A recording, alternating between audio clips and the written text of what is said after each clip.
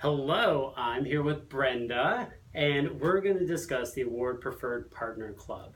Not only is this an incredible program that you can offer your clients, but it's also a way that you can introduce a benefit to companies that they can then pass on to their employees or members of organizations and things like that.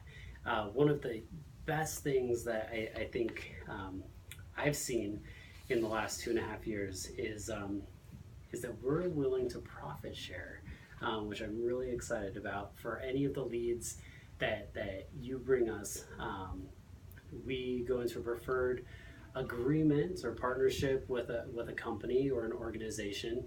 You'll get first right of refusal for any of those leads that are generated, and say you can't service that client because, say, they're in Temecula and you're a Chula Vista agent, or they're in Rancho Santa Margarita and you're a Temecula agent that doesn't have time. That lead would then get assigned to another A-team agent. That referral fee dollar would come in after the closing costs or credit is applied, and then we will profit share in that referral fee with you. Nice. So Brenda, I'm super excited to chat about this. Me too. Because you've got lots of connections. Mm-hmm. So brief overview of the program. We decided to go with a closing cost credit. Okay. And what's great about a closing cost credit is that it's legal in all 50 states. So if you have a member of, say, Wells Fargo, and Wells Fargo was your company, Mm-hmm. And it's not just Wells Fargo in Southern California. Wells Fargo is a national bank, international bank actually, and say this, one of the Wells Fargo employees in Orlando, Florida, hears about this because Wells Fargo blows this thing up and they're super excited about their real estate benefit program. Mm-hmm. We would then refer it out to probably a Cardis broker, because they're familiar with these types of programs. Mm-hmm. They close the deal, and then a 20% referral fee comes back to us. Nice. We were looking at the closing cost credits, and we thought, at $100,000, what is a credit that we could apply to somebody that would make sense? And at $300, or at $100,000 price point, Mm-hmm. $300 is like a home warranty. Okay. And then at $200,000, adding a $500 credit, what would that cover? That would maybe cover the appraisal and the home warranty. So we wanted to create like tangible benefits at different tiers. So that's why we started with $300 because that would benefit them some way. An additional $500, and then building those tiers up. Okay. And what's really great is that these closing cost credits, even as low as a 1% commission earned, it will still cover the benefit as an off-the-top commission reduction, Mm-hmm. and then we still retain a little bit of a referral fee. Okay.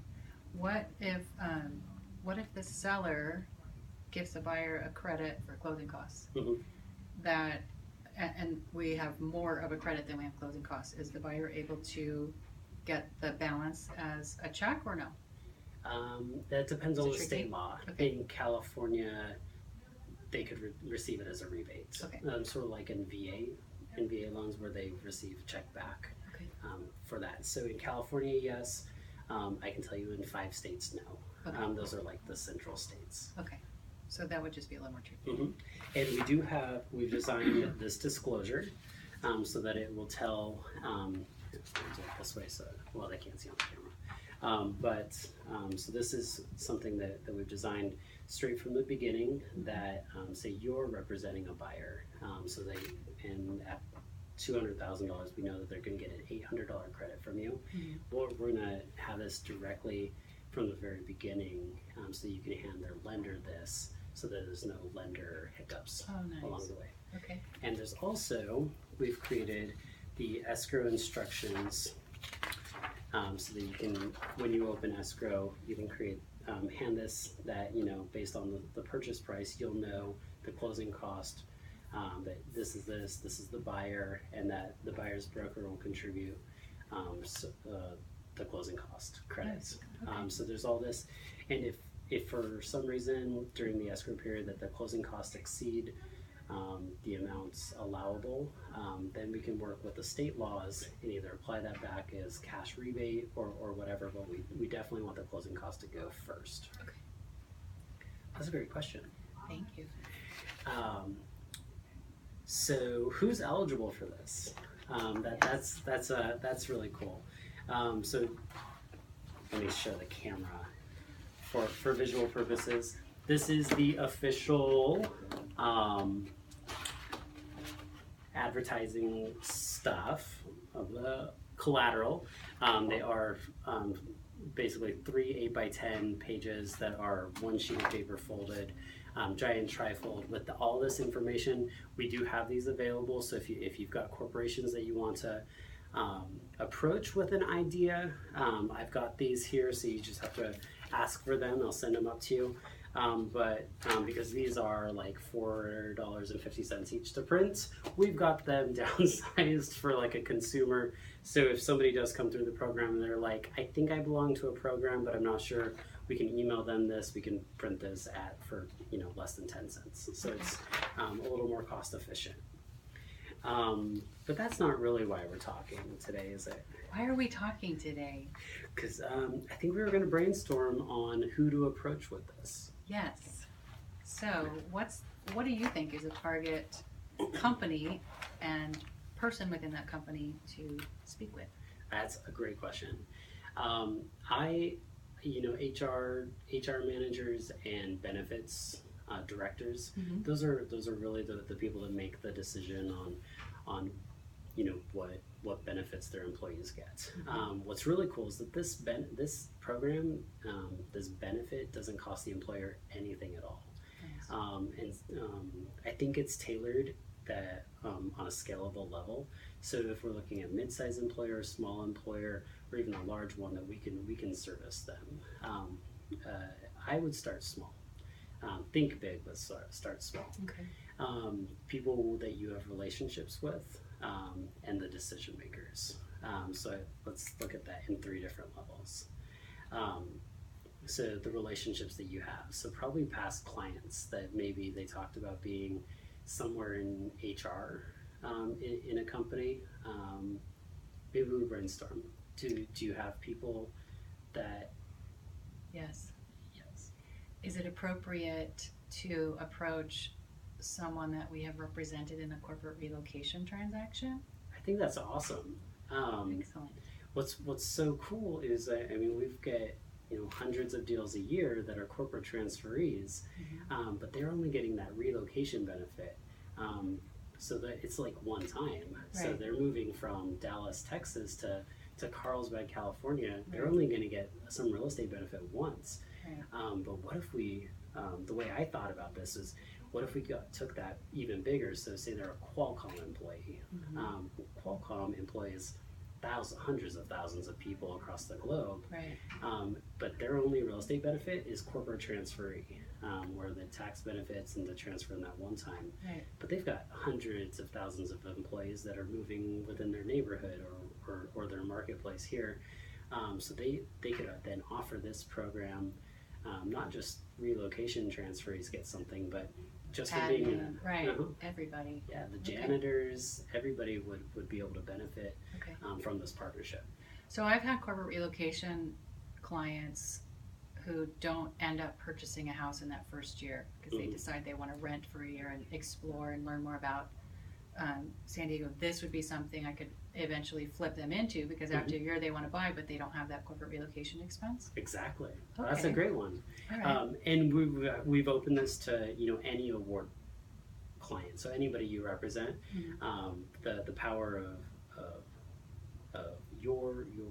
to make it lucrative for you, Mhm. is to really get the referral fees and having the employers or the corporations that we partner Right. with driving the leads. Okay. But absolutely, you could offer this to anybody that maybe you referred in the past or worked with, that you put in a rental and their corporate transferee benefits are expired. But we want to focus on getting corporate contracts for all of the employees for companies. Absolutely. So if I have a friend, maybe a smaller company, not a big, huge conglomerate like Wells Fargo, that's tough to break into.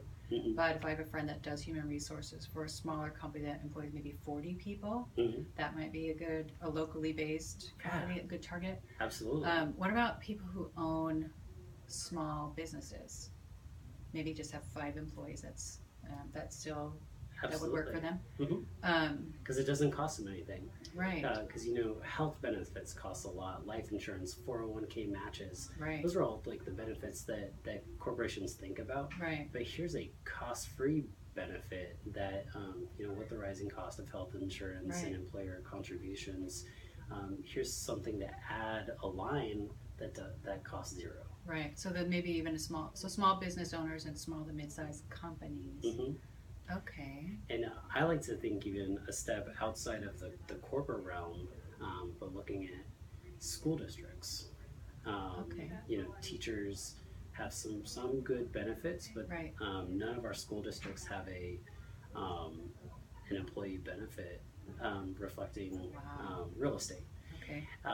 School unions. Okay. Like the elevator repair union. There are 100,000 elevator repairmen that all belong to this union that's based out of San Diego here.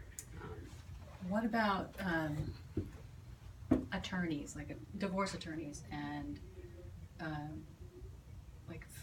accountants and financial planners that have an affiliation? Would we need to individually approach a divorce attorney or try to get into like the San Diego Bar Association, or what do you recommend with that? If you have an in with the Bar Association, I think that's thinking really big. But if you don't have the in, but you've got a member of the Bar Association, say you've got a divorce attorney or whoever your attorney is, or that you maybe you receive referrals from every once in a while, but maybe they're just one and he's sending referrals to you and 4 other agents. Right. One way to maybe funnel that to you specifically would be like, we've got the Award Preferred Partner program club, and I would start with one attorney and then let it grow into like the Bar Association. So we could offer this to an individual sole practitioner, family law attorney, and if they're happy, then maybe they'll tell their friends, and maybe it would snowball into a bar association. Okay. Absolutely. I like it. Typically, it's the decision maker. In small to mid-sized companies, it's like the benefits manager, or even like the vice president, or sometimes the chief operating officer, the chief financial officer. HR sort of falls under them. Okay. Small companies, the owner themselves. If you represented them, you partnered with them in a transaction, that's definitely a giant foot in the door right there. Okay.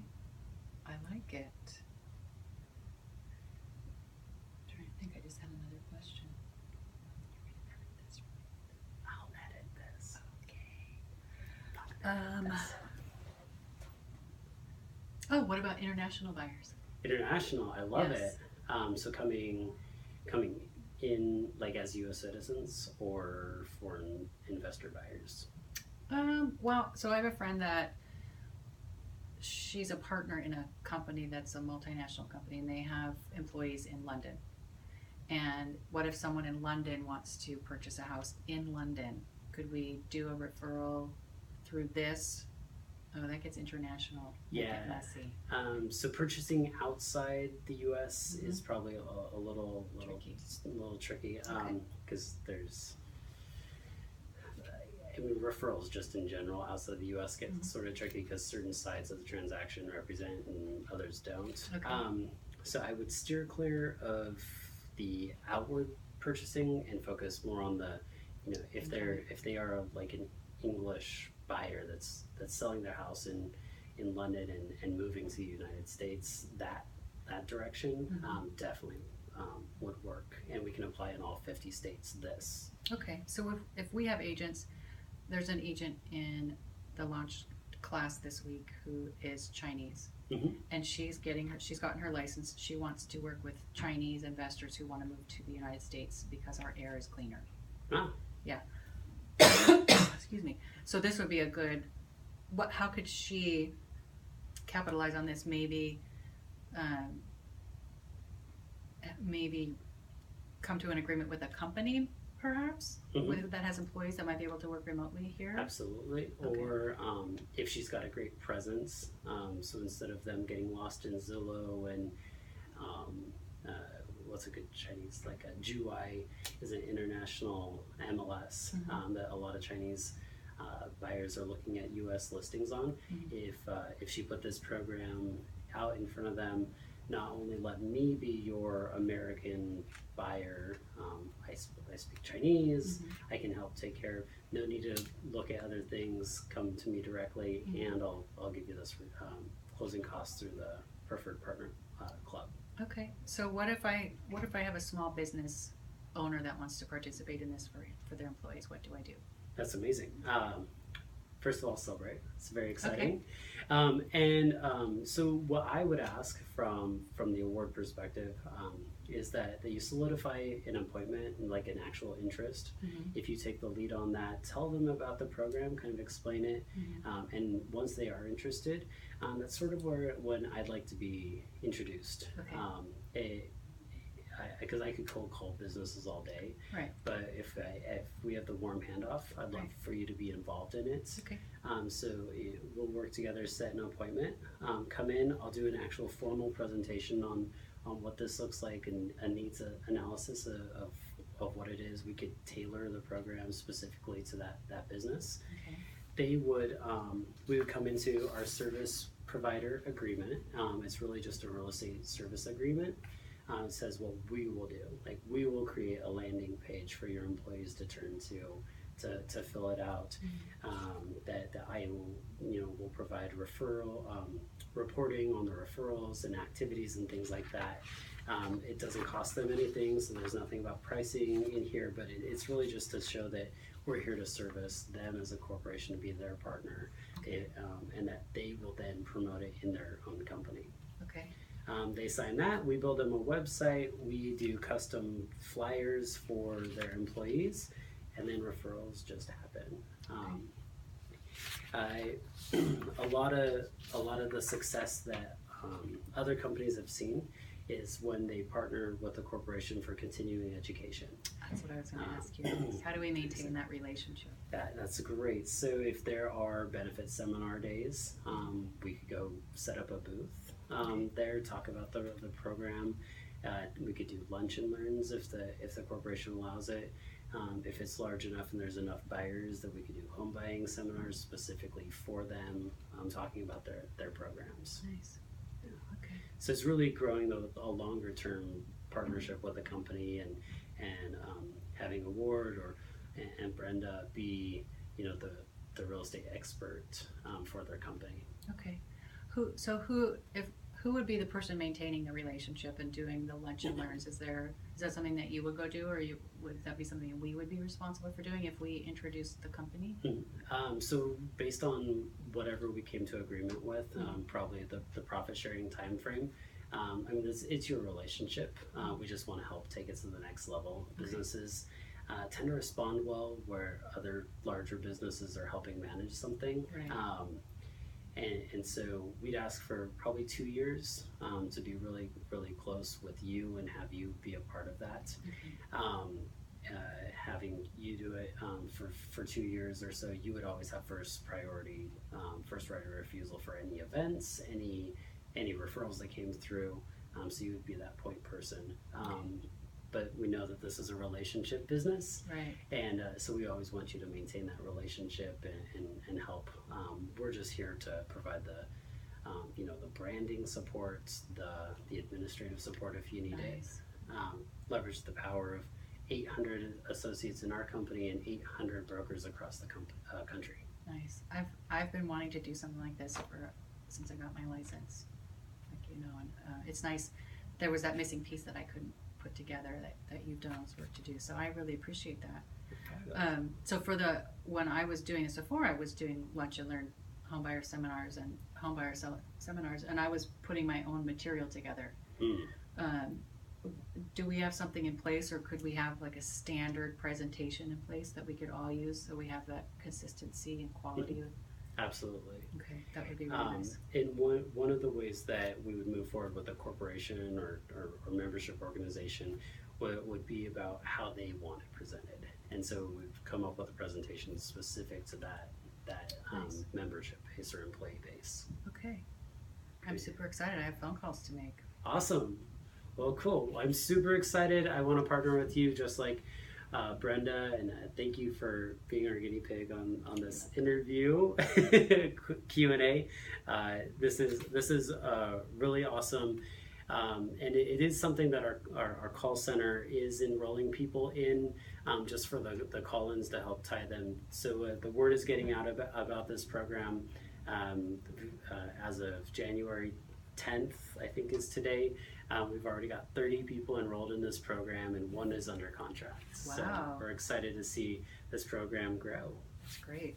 And again, it's the way that the program operates is the closing cost is an off-the-top deduction. I was saying 40%, but we were doing a 20% referral.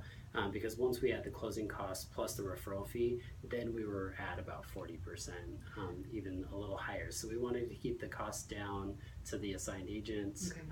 and make sure that the client was definitely the recipient of the funds. So if I register a company and an employee who lives in Chula Vista wants to buy a house in Eastlake, I don't necessarily want to represent that buyer. So they would still get their rebate, and I would get a 20% referral fee from the agent that handles it? So the referral fee would come back to award. Okay. That would be 20%. Okay. And then depending on how big the database was or the client